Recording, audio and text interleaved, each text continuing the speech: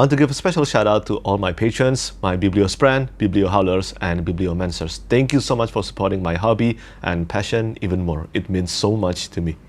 Hi everyone, Petrik here. So today's video will be one of my most requested video on my channel for the past 2 years, and that is how to read more, because from the year 2017 until the year 2021, last year, I always managed to succeed in reading 100 novels and also reviewing 100 novels. This is in addition to actually posting videos and also reading about 100 volumes of manga. So yeah, that's, in my opinion, a lot. That's a lot of books, and I don't consider myself to be the fastest when it comes to reading. I know many readers and booktubers who read even more than me per month or per year, and I want to make it clear that I never know how to do any speed reading. I know many people ask me whether I speed read or not, and well, the answer is no. I don't even know how to do speed reading, but I am a consistent reader. So today I want to give you 10 tips on how to read more. And again, these are what worked for me, and these tips I'm pretty sure are not original. I'm sure that many of these tips, or all of them, have been applied by many other readers as well. But I just want to let you know that these are what worked for me. So tips number 1 is to stick to a schedule. Now, I know that sticking to a schedule will make reading sounds like work, but personally speaking, I think reading is partly a commitment and also partly a hobby for me. I need to read every day, because if I don't read, like, let's say 50 pages or 100 pages per day, I get in a bad mood. So I really need to get my reading done every day. But if there's one thing that I think we all have, is that we all have a schedule. Now, this doesn't mean that we all have a reading schedule, but we have a schedule assigned to something, like going to school, studying, working, and other responsibilities that we need to deal, or in other words, they are what prevents us from reading. But that's also precisely why I think we need to have a schedule, a fixed schedule assigned to reading. So how do I make sure that I get reading done no matter how busy my day? So this is one of the way I can get some reading done every day no matter how busy my day can get. And that is to read early in the morning and also to read before you go to sleep. So for example, if I have to wake up at 8, then I wake up at 7 and then I spend 1 hour to read. Yeah, that's what I do, because usually 1 hour of uninterrupted reading time usually means that I can get about 30 up to 50 pages of reading, depending on the complexity and the denseness of the prose of the book that I'm reading. By getting that done early in the morning, that means that in that day, I already get 30 up to 50 pages of reading. And as I said, this sounds like a commitment, but again, this is a commitment that I love to do. And I still try to do this every day. So before I check my phone in the morning, I read first. About 30 minutes up to 1 hour. That's usually the case. And then before bed, I also always assign 1 hour or up to 2 hours of reading. That's already 3 hours. So in total, just with this morning and at night reading time, I already have about 2 up to 3 hours of fixed reading time every day. That's about 100 up to 150 pages fixed read per day. But if you don't have a reading schedule, do not worry about it. But if you want to start applying a schedule to your reading, I think this will take some time at first, but after a while, this has become something that I really enjoy and look forward to every day. And this is something that everyone can do. This is just one out of many kind of reading schedule that you could apply to your life. And again, as I said, we all have different jobs, we all have different priorities. For example, right now, I don't have kids on my own yet, so obviously, I can still read more. But obviously, once I have kids on my own, I will have to apply a new schedule, a new reading schedule to my daily life. But in the end, I know that I definitely can find something, because reading is important to me. And as I said, I have to read every day, at least 50 pages, no matter how busy I am, 50 to 100 pages per day. And one more thing, this is a bit random depending on how busy you get every day, but personally, I always manage to find a bit of a downtime in the middle of the day, and I can use that to still read about 1 or 2 chapters. Whether it is lunch, waiting for an appointment, waiting for a meeting, you can still read 1 or 2 chapters, and it all adds up. So by adding all of these examples, I will always read about 150 pages per day. That's usually the minimum. So every time you have a downtime, you're waiting for someone, you're waiting for a meeting to happen, well, take that time to read. That's my second advice. And the third advice, and probably the most important one, and that is to put down your phone or put away your phone whenever you're reading. I cannot emphasize this highly enough. We live in a time where information is rarely scarce. We have information and notifications blowing our phone and pretty much entering our brain every day. It is more difficult to actually control the information that gets put inside our head than actually finding the information that we need. But well, that is not the topic of today's video. However, I want to emphasize that it is easily to get distracted by notifications by our phone. And of course, I'm not asking you to be a hermit. Even as introvert, we still need to socialize, we still need connections, and I think many of you know that I'm quite active on social media as well. We as readers, at least personally speaking, we still need connection. I don't have many in real life friends who read the books that I'm reading, and of course, I want to talk about the books that I'm reading. I want to talk about the books that I love. Many other readers, like all of you who are watching this right now. So we as a human, no matter how few or how much, we still need connections, communications, and relationships. But what I'm asking you and what my advice is, whenever you have the time to read, put down your phone or put your phone on silent. You will be surprised just by how much you can get some reading done when you're not checking your phone every single time you finish a chapter or two. From my perspective, it is getting harder and harder each day to actually find the time to read. And when I have the time to read, I want to make sure that I'm focused on reading the stories that I'm enjoying. We can always spend our time on our phones every other hours of the day. So that's my third advice. When you have the time to read, make sure to use it for reading without the interruption from your phone. And my next tips is to read using whatever format that you enjoy. Whether it's physical books, Kindle, or audiobooks, do not let anyone judge the way you consume your stories, and do not judge anyone for using any of this to consume their stories. I think in the end, as long that the words get absorbed into our brain and we can understand the stories, the details, the characterizations, that's what matters most. And yes, having a Kindle is a game changer. It actually increases how much I read every single year. Without a Kindle, this is my Kindle, hold on.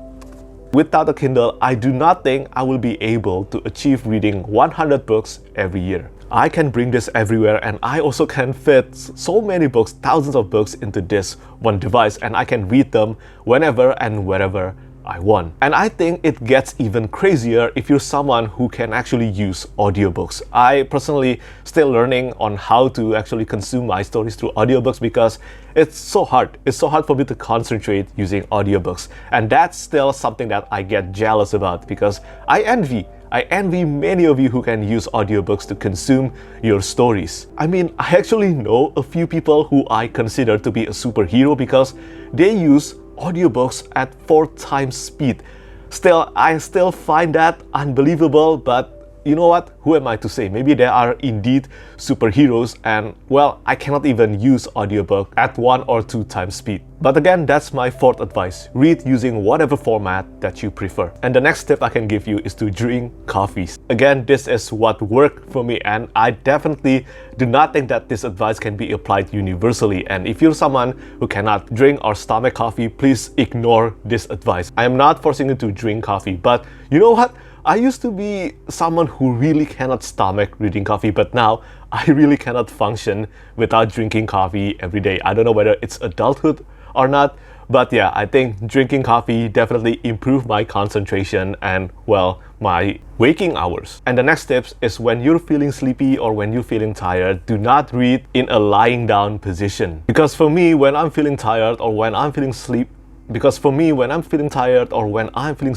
I think reading while lying down, even though it's so comfortable, it actually makes me sleepier, much sleepier than it should be. So if possible, read while you're sitting down, or if you're reading a hardcover, lay down the hardcover on the table or something. So try to read in a sitting position, whether it's on your chair, on your sofa, or even on your bed. But yeah, do not read while you're lying down. This doesn't mean that I don't read in this position. I mean, I still read in this position, but not when I'm feeling tired or when I'm feeling sleepy. But of course, at the end of the day, I think the compelling narrative matters a lot in influencing and deciding whether we get sleepy or bored while we're reading. If a book is so intense, sometimes they work as a great replacement for caffeine. And I think I can speak for every readers when we read a book that is so good, we end up reading late into the night. So the next and 4 last tips on how to read more are all of them related to countering or preventing reading slump. But for me, countering or preventing reading slump from happening in the first place means that we get to read more. So the next 4 tips, in my opinion, definitely apply in these videos. And the next advice I will give you is to DNF any books that you don't feel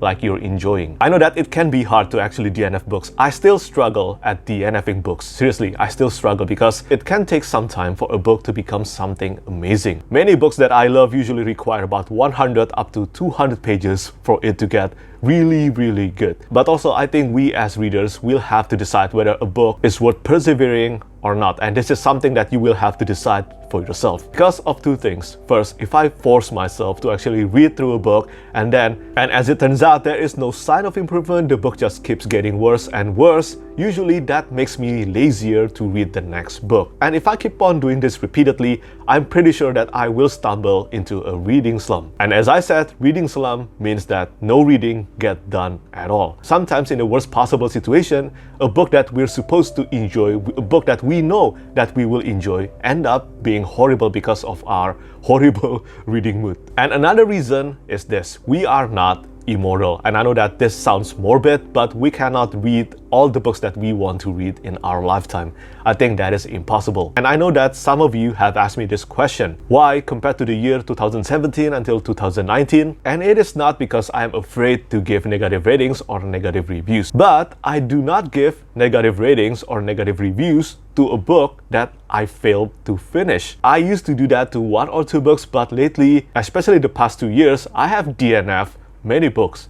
I have DNF many books, and those books that I DNF, I didn't end up giving them any reviews. That's it. That's really the only reason, because I still have so many books that I want to read, so many books that I know will work for me better, and I prefer focusing myself on them rather than spending my time reading a bad book that will put me in a reading slump just to give them a negative review. I mean, why? Reading is a hobby, and I do not want to punish myself just for the sake of completion. This has taken me actually years before I start applying it to my reading schedule and my reading time, and my God, I'm truly grateful that I apply it to my reading life. And the next tip is to take a break whenever you don't feel like reading. I know that taking a break sounds like it's counterproductive on how to read more, but I disagree, because sometimes, no matter how much we love something, there is a saying that anything that's too much is not good. And sometimes you just need to take a break. After taking a break from reading, usually that itch, that spark to read again will appear. No matter how long or how fast it takes, it will appear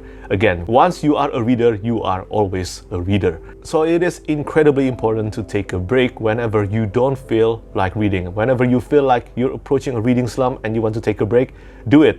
Even more so if you're already in a reading slump. Make sure to take a break. Play video games, watch movies, watch television shows, watch anime. Seriously, just do something else other than reading, and I promise that one day that urge to read will appear again, and you will enjoy reading again. And when that urge starts appearing again, you will get more reading done. And the next advice I can give you is to read smaller books or switch the genre or subgenre that you're reading. I think many of you know that most of the books that I'm reading are fantasy books. But even in the fantasy books, there are like heroic fantasy, epic fantasy, grimdark fantasy, and then science fantasy, and well, many more. By switching these subgenres constantly, I never fall into a reading slump. And I sometimes read historical fiction and also science fiction as well. And I think that is why it is incredibly important when you're feeling like you're in a genre slump, make sure to switch the subgenre or switch to reading other books in other genre that you enjoy. From my experience, this really helps a lot in preventing me from falling into a reading slump. And it also means that I get a lot of reading done because I keep on finding that urge to read something new. And also, I think it is important to read smaller books once in a while, because as someone who reads a lot of fantasy books, most fantasy books that I read are above 500 pages long, usually 500 up to 1000 pages long, and that's a lot of pages. They can take a few days up to a week to finish. And I think it is crucial that once in a while you get that feeling of accomplishment from finishing reading a book, and that can be achieved very quickly from reading a novella or small novel. And finally, the last advice that I can give you is to reread your favorite books. This is something that I've been applying to my reading life the past few years, like starting from 2019 until now, usually much more now. And I'm quite shocked that it took me this long for me to start doing more reread, not just for the sake of refreshing my memories before the newest installment in an ongoing series that I've already begun come out, but just doing a second or third read because I'm in the mood of doing it. And I think that matters a lot. The urge to reread some of our favorite books can appear occasionally, and my recommendation is for you to not fight it. When that urge appears,